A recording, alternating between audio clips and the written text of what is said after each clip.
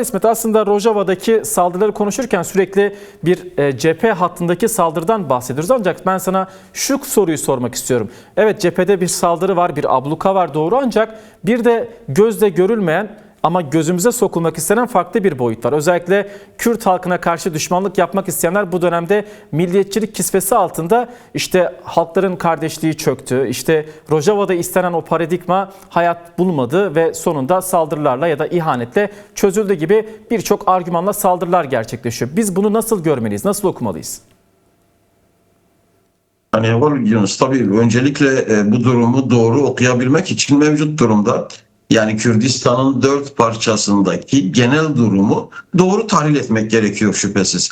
Bu doğru tahlil yapılmadığı sürece varılacak sonuçların yanlış olacağı da apaçık ortada.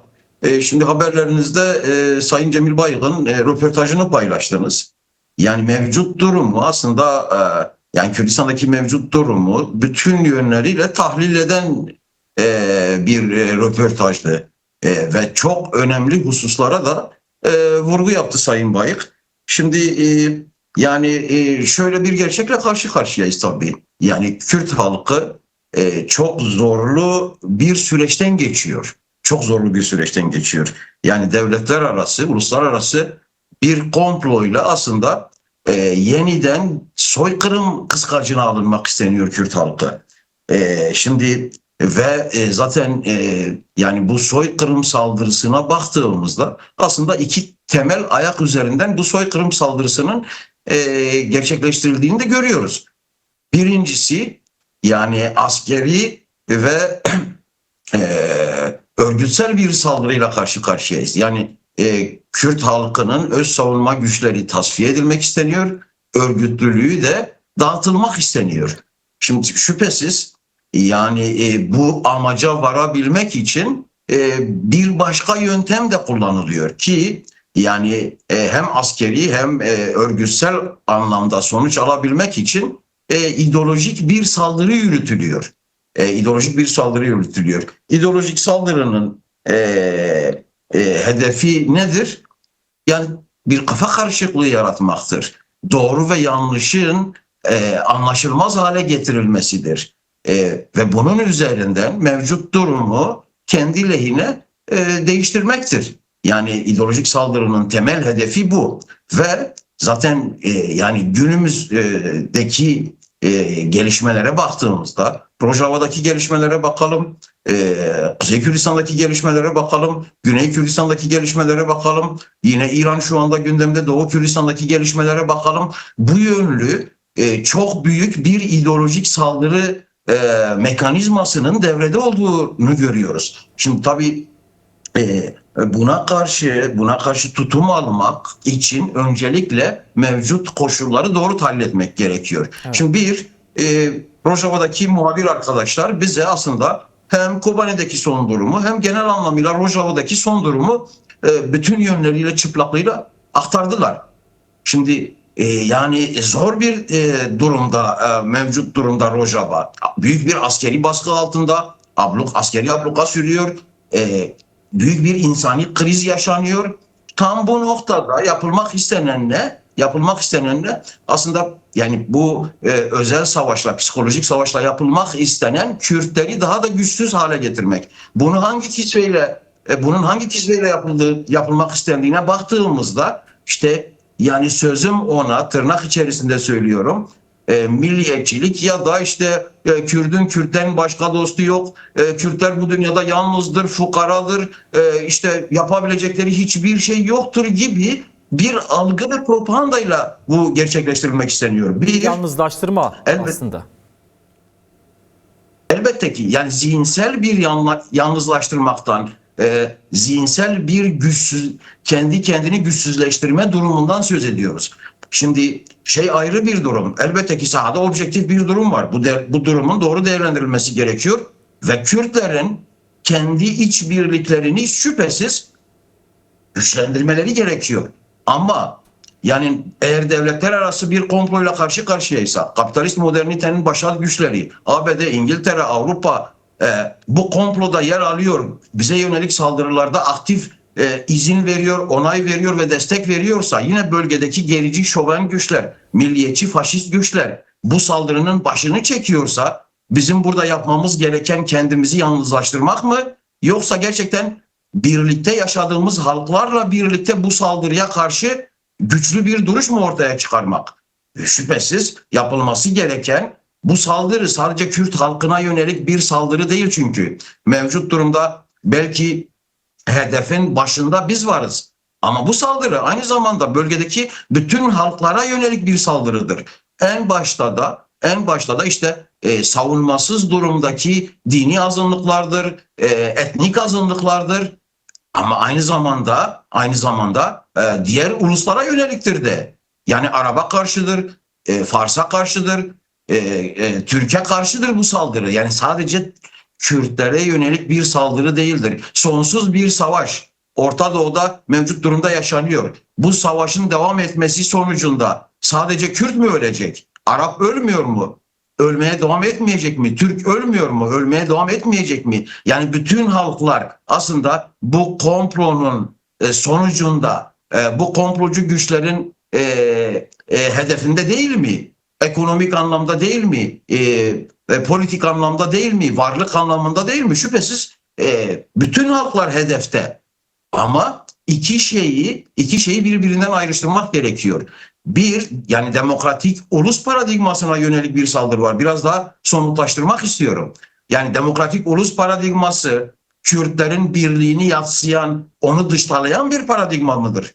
Şüphesiz değildir. Yani demokratik ulus çizgisi Önder Apo'nun mücadelesine başladığı günden bugüne kadar geliştirdiği bir çizgidir. Ve Kürtlerin birliğini en fazla hedefleyen, en fazla bugünkü birlik durumunu ortaya çıkaran temel çizgidir.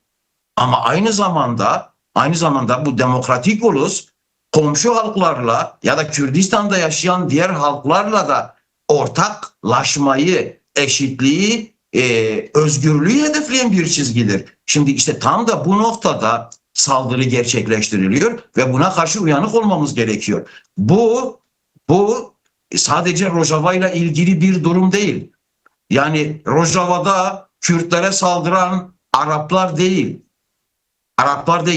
Kapitalist modernitenin güçlendirdiği, geliştirdiği şovenist çizgidir. Bir kısım Arap bunun etkisinde kalıyor olabilir. Ama Sayın Bayit ifade etti. Yani Kürtler binlerce kendileriyle aynı safta savaşan binlerce Arap şehidi unutacak mı? Hala bugün yani Rojava'da iç içe yaşıyorlar. Onlar da ellerinde silah Rojava'yı koruyorlar Kürtler. Bu gerçeği görmezden mi gelecek? Gözünü kör mü edecek? Onları o coğrafyadan bir çıkarmaya mı çalışacak? Böyle bir şey yani düşünmek bile abesle iştigaldir. Yani mevcut durumda aslında özgürlük mücadelesini tasfiye etmeyi hedeflemektir. Bazıları belki bir kesim bunu bilinçsizce aslında mevcut durumda yaşanan sıkıntı, zorluklar ve karşı karşıya kalınan tehlikeden kaynaklı bir tepki olarak ifade ediyor olabilir. Buna bir şey demiyorum. Ama bazı merkezler, özellikle bazı merkezlerin bu psikolojik savaşı adım adım planlayıp yürüttüğünü ve topluma hakim kılmaya çalıştığı gerçeğini görmemiz gerekiyor. Yani ben şu cümleyi kurmak zorundayım. Yani Kürt milliyetçiliğinin temsilcisi olarak işte KDP ve lideri Mesut Barzani gözüküyor. O bile bir Kürt-Arap savaşını engellemenin ne kadar önemli olduğunu dile getirdi. Peki yani kendisini sözüm ona tırnak içerisinde söylüyorum. KDP ile özdeşleştirip de yani bu Kürt-Arap savaşını çıkartmak adına propaganda yapan kişiler ne oluyorlar? Onların KDP ile bir ilişkileri olabilir mi? Sayın Mesut Barzani'nin ifade ettiği bu doğruyla bir ilişkileri olabilir mi? Yok. Düşmanın hizmetinde kesimler bunlar. Yani bunlar herhangi bir Kürt milliyetçi partinin, örgütün, kurumun köşesinde yer alan kişiler bile değil.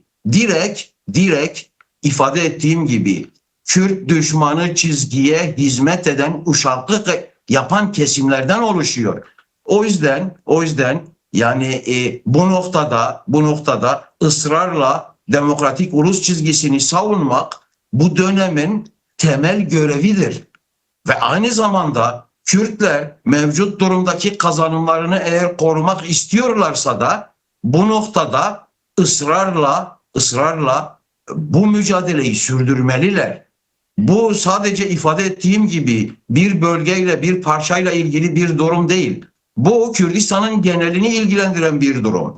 Kürdistan'ın genelini de ilgilendirdiği için hepimizin geleceğini etkileyecek bir durum ve bu noktada gerçekten çok net bir duruş ortaya koymanın zamanı gelmiştir. Evet İsmet. Bu propagandayı yapanlara karşı çok net düşmana hizmet etmeyin mesajının verilmesi gerekiyor diye düşünüyorum. Şunu da sormak istiyorum son olarak. Çok da vaktimiz yok ancak önemli bir konu. Sadece Kürt halkını bekleyen bir tehlike yok deniliyor. Yani hem siyasetçiler hem de tarihi okuyan insanlar bu ifadeyi sıklıkla kullanıyorlar. Yani aslında bölgede konuşan siyasetçilerin konuşmasına baktığımız zaman da benzer ifadeler kullanıyorlar. İşte halkların kardeşliği ifadesini tam olarak kullanmasalar da Arap, Türk, Kürt ya da bölgede yaşayan diğer halkların isimlerini kullanarak bir kardeşlik ismiyle hareket ettiklerini görüyoruz. Yani bölgede sadece Kürtleri değil diğer halkları da bekleyen bir tehlike olduğunu söyleyebilir miyiz? Bir. İkincisi, bu tehlikeye karşı bir çözüm yolu var mı?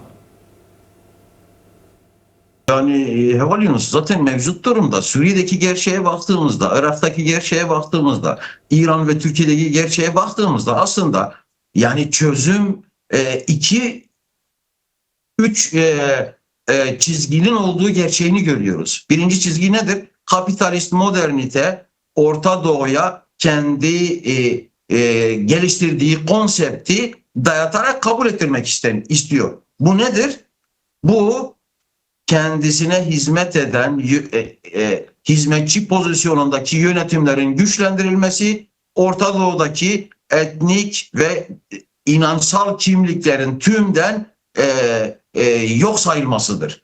Şimdi zaten Rojava'ya baktığımızda işte geçici Şam yönetiminin kimliğine baktığımızda bu gerçeği bütün çıplaklığıyla görmüyor muyuz? Mevcut durumda İran rejiminin pozisyonuna baktığımızda ABD ve İran arasındaki mevcut işte tırmanan gerilime baktığımızda ABD'nin İran rejiminden talep ettiği nedir? Demokratik bir İran mıdır? Yoksa yani İran rejiminin kendisine boyun eğerek kendi çizgisine gelmesi midir? Yine benzer bir durumda işte yani özellikle Irak'a dayatılan, Irak'ta federalizm çok kötü bir örnektir. Bu örnekten kurtulmak gerekiyor. Irak federal bir devlete dönüşmeli tezi oradaki Kürt varlığını yok saymıyor mu? Yok etmeyi hedeflemiyor mu? Yine benzer bir biçimde Önder Apo'nun başlattığı demokratik topluma yönelik Türkiye'de ve Türkiye'de geliştirilen saldırılar buna hizmet etmiyor mu? Şimdi bu noktada çözüm Orta Doğu'da yeniden diktatörel, şovenist, faşist yapıların iktidarlaşarak hakları ve bütün ulusal kimlikleri inkarından geçmiyor. Demokratik ulus paradigmasından geçiyor. Çözüm burada. Yani ve Önder Apo'nun ortaya koyduğu çözümün dışındaki bütün arayışlar ve dayatılan çözümler Orta Doğu halklarına sadece yeni savaşlar, yeni yıkımlar, kan ve gözyaşının dışında bir şey vaat etmiyor, getirmeyecek. Zaten bunu çok açık ifade ediyorlar. Yani şimdi İran'daki gelişmelere baktığımızda işte yardım geliyor diye göstericilere sözüm ona mesajlar gönderen ABD yönetimi mevcut durumda İran'da demokrasinin D'sinden söz ediyor mu? Etmiyor. Ne istiyor İran rejiminden? Sadece ve sadece kendisine biat etmesini istiyor. Yani Orta Doğu için oluşturduğu konseptin içerisinde yer almasını istiyor.